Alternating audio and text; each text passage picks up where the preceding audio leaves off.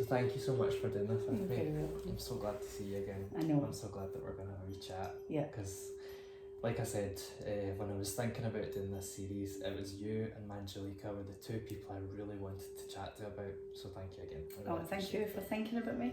So grateful you decided to do it. Yeah. So obviously I met you when I'd reached out to you about a Reiki session. Yeah. And then we had several Reiki sessions together, and I really benefited from them. I really appreciated them. I've actually told quite a lot of people about how beneficial it was, because I actually didn't know a lot about it, you know, that we had heard about it and things, but it really helped me, so thank you again for that. You're very welcome. It made a massive, and I remember you saying it seems like your heart chakra's blocked, and I really resonated with that, because it was. I feel like I've been able to, through work with yourself and personal work, deal with that. Thank you. That's good. But yes, so as I know you do the Reiki, and you're very good at it, and I know people speak very highly about it, and you also do massage. Yeah. You're running retreats, which I'm very excited to come on one of it, which soon, definitely. very much. That's amazing. And fitness groups as well. So I would love to start off by asking you, what would you say is the practice that you do in your own life that has had the biggest impact on you, and maybe some benefits that you think that brings you? Yeah, for me it would definitely be Reiki. Yeah. Reiki's kind of brought a lot into my life in healing for me. And I think the journey started through the loss of my mum. Sure. And I feel like it was a catapult for me to go on that journey. And it wasn't a modality that I would have thought the West End of Scotland would have offered. Sure. Actually accepted or tuned into. Sure.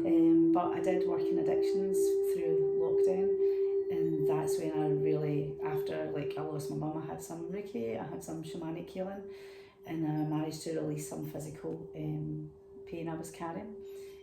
So yeah, and then working in addictions and just seeing the change in people and just developing more knowledge about Reiki, developing workshops, it was just fascinating. And I just think the power we've got in our bodies is just amazing. Sure. And we just need to tap into it sometimes. You taught me that actually when we were doing the Reiki, is about the power and the power centres in the body and clearing them out. And I definitely think I can appreciate and that. it's something we can all do, you know, it is about clearing and balancing our own chakras and giving our power, taking our power back, you know, and wherever we're blocked. And so many people are blocked just now since lockdown. Where would you say people are mostly blocked now? The heart chakra. The heart and also the root, because the root and the sacral are close, with survival, financial worries, anxiety, stress, so that all harbours in the lower chakras. So these two chakras are pretty blocked with a lot of people. So personally, I do every morning I do a root chakra balancing to ground myself. Then I'll do a full chakra balancing, and then I'll go for a third eye. So I want to activate my pineal gland, and I want to dip into my intuition, I want to dip into my psychic ability. So for me, again, it would be, I would start off grounding myself, working on my chakras. Short practice every day, 15 minutes of just balancing your chakras, and then 15 minutes on your pineal gland, your third eye. Sure. That's my routine. And do you do this to the nice music that you've got here, or do you follow a guided? I would, I'm really frequency. Yeah, I love the whole frequency. So our chakras resonate with a colour, a frequency, they help clear and balance certain organs and heal. Sure. So that frequency, if you're listening to it, and again, that resonates with that frequency, so that's helping balance. So if you're really feeling something major, or one chakra in particular is majorly blocked, you could lie and listen to something while you sleep, because it's still going to resonate into your subconscious, it's going to resonate with that chakra. Sure. So that's another way you can do it. Or you can just wake up in the morning and do a balance on. You can just listen to the frequency, or you can listen to something that explains a bit about that, or a guided visualization. Whatever you resonate with, everybody's different. But there's different avenues to look through. Whatever you like. Sure. I guess you could probably even just lie there and scan your body and think, where do I feel? I mean, you could take that and setting that intention, so powerful in Reiki. Yeah. So if you're setting an intention to release or invite and manifest, then that's really powerful, you know. Sure. But yeah. Actually, I don't remember towards the end of the session, Was that when you'd say like, okay, set any intentions you Yeah. have now? Yeah, I like At that. the start, Yeah. when you're starting, Sorry. you would set your intention, and at the end you can reinforce that intention as well. Sure. And through the session, you can start touching on affirmations. So you can set affirmations, intentions for each particular chakra. So you can do that whole balancing through lots of different ways. There's just so many different ways you can use it, Of course. which is interesting and exciting. Yeah, definitely. I found it the most fascinating with Reiki, just because you're saying that's what's benefited you the most, and I can understand that because it had a huge help for me as well, is the fact that it's not like massage where you're maybe touching the other person it's actually, you are touching them, sure, but it's spiritually. So you've got your hands above and it's energy work. And that's fascinating. Again, you'll get Reiki with people. Some people will touch you and some people won't. Sure. I've been told that I've got a bit of shamanic healing going on with me, so when I'm doing Reiki, my hands actually move about, so I can't actually touch. So I'm kind of pulling and my hands are moving. So the power of touch is really important as well. So if you do get a Reiki treatment and someone's touching you, you've got that added extra. But I don't touch. No, but like and it's just the way my energy flows. It's just the way my energy works with me. And again, at the beginning, I was a bit kind of like worried and thinking, oh, what's wrong here? But it's not. It's just the way the energy flows in my body. But it's so powerful. That's amazing. And also, I know I've touched on some of the things, but you're part of a community that involves like physical healing, spiritual healing, working together. And I would just be really interested to know, obviously, with your retreats you're running now as well, I have seen, based on your pages and the people that interact with you, a lot of positive feedback for you and your work, which obviously I can relate to. How does that feel when people give you that recognition, but also when they're telling you about how much you've helped them? It feels really nice, it feels lovely.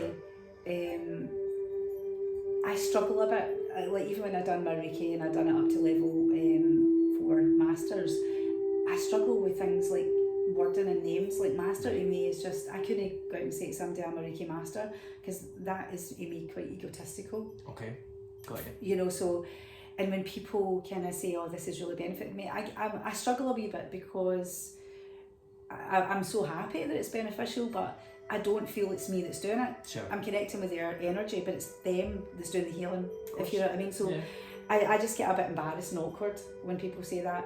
And even in the classes, I get a lot of good positive feedback, but that isn't me sitting working this magic.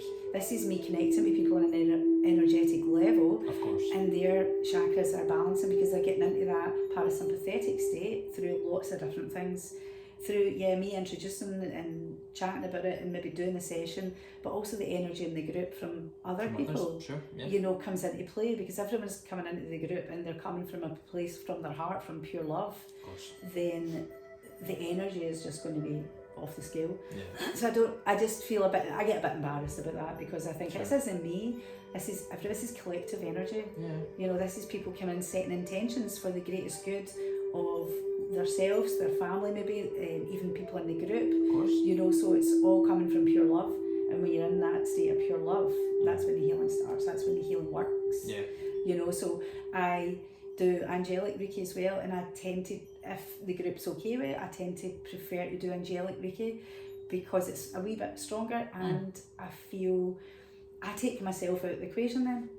I'm a channel. Sure. So I'm bringing in other realms, and I don't feel I can get into my ego as much. Of course. So for me that makes works. sense. For me, as long as everyone's comfortable with that, then I like that, and it just makes it a wee bit more stronger and a wee bit more intense. Yeah. And it's amazing. I love getting feedback from people. I love people saying that's changed. You know, because I'm on a journey myself to heal. I'm still healing. I've got lots of things that I'm still trying to heal, but it's finding the tools, and it's finding lots of different tools along the way, which is amazing. You know, because it's interesting. You know, I try this, and then I'll think, that was really good. Really enjoyed that practice. Then I'll try something else, but then maybe a few months or a year down the line, I'll go back to that, of course, because you've forgotten about it. And so there's lots of modalities, and there's lots of things you pick up on the way, and I just like to pick things up and share it. Sure. and share my experience, and if it sits well with somebody, then it might help them. If it doesn't, they might find something else. It's like you say though, maybe later they'll come back and think, I'd heard about Reiki, didn't like it at the time, hearing about it, but actually maybe a year later they think, well, and then they'll remember the conversation you had. And I like what you're saying about, not that you get embarrassed by it, but I like what you're saying, that it's the people that are doing the work, you know. But I want to give you credit though, because you're the one introducing them to the ideas. And really, I think it's what you say, it's like a group, it's like a joining together sort of thing. Yeah, definitely. It's just it's a big healing journey, and I've been on a healing journey, and I was introduced to it through somebody, and I was truly grateful. And that's just how I feel. I think you're drawn to like-minded people, and again, it's the connection. Like, we're going back to the retreats. When we were doing the retreats, the laughter, the joy, the connecting with like-minded people without drugs, alcohol, you know, anything like that. You're just having so much fun. And you know, we done the retreats in Carbeth and the huts. You're connecting in nature.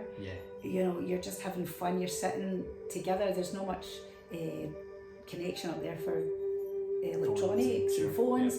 So everybody's connected in the room. We're chatting, you know, even that connecting with like-minded people, chatting, talking about our experiences, feeling comfortable and safe enough to open up and share your experiences, being vulnerable, you know, going out for walks, nature walks, doing meditation, doing drum healing, going to do a water dip, you know, and just having fun, sitting around the fire, doing a cacao ceremony. It's just amazing.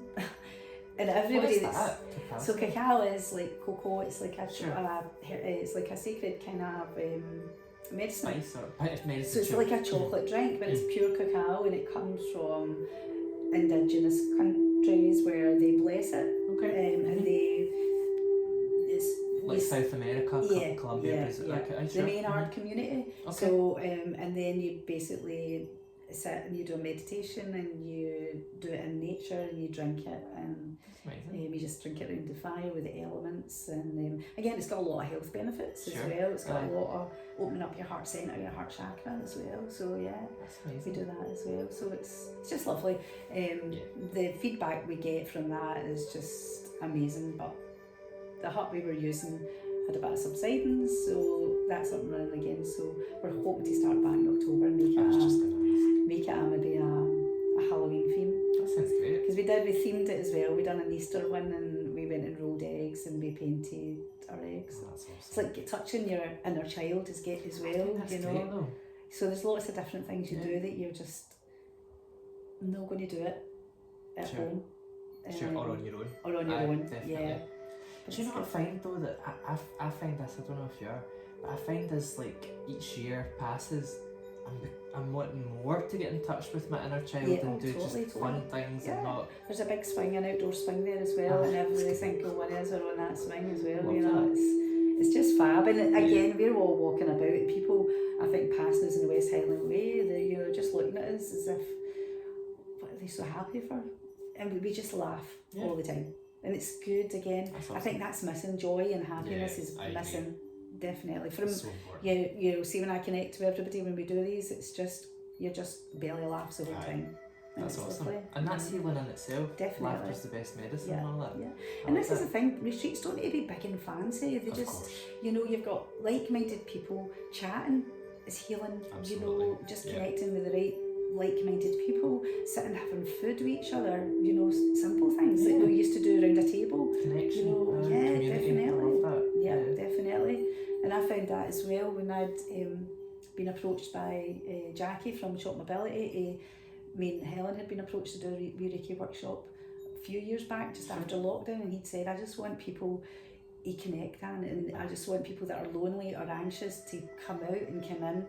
And that's what it was all about, and that's so important. I know. It is just now for what we're going through. Yeah. Because there's a lot of people that are still very, very, very anxious. I know, struggling. And struggling big time.